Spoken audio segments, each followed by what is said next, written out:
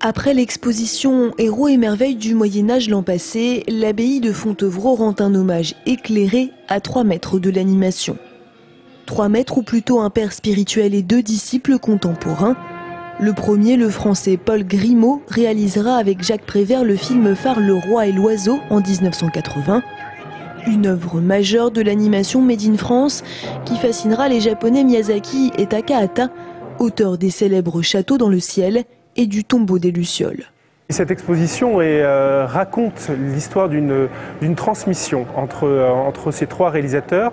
Comment le père du dessin animé français, Paul Grimaud, a été l'inspirateur principal des grands talents de l'animation japonaise et comment il est finalement à l'origine du meilleur de l'animation japonaise. Et Takahata et Miyazaki ont souhaité s'associer à cette exposition pour rendre hommage à Paul Grimaud, pour rendre hommage en France à Paul Grimaud, en montrant au public français ce qu'ils doivent à ce grand maître du dessin animé. Car si nul n'est prophète en son pays, le moins que l'on puisse dire c'est que Paul Grimaud est aujourd'hui un vaste inconnu pour beaucoup de ses compatriotes.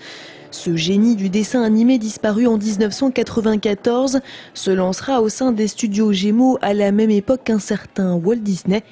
Une concurrence acerbe qui étouffera pour le moins le travail du français.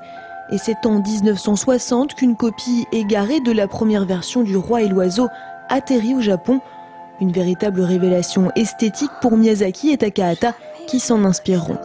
Paul Grimaud a eu comme ambition de porter le dessin animé au plus haut, à un sommet de l'art et de la poésie, en faisant un art qui parle aussi et surtout de la société, de son temps et des enjeux économiques, politiques, écologiques. Le dessin animé japonais, s'il est aujourd'hui l'un des plus forts au monde, c'est parce qu'il parle de ce monde. Ce n'est pas une fuite dans un univers merveilleux, c'est une façon, sans doute parfois enchanteresque, mais c'est une façon de parler du monde et de ses problèmes.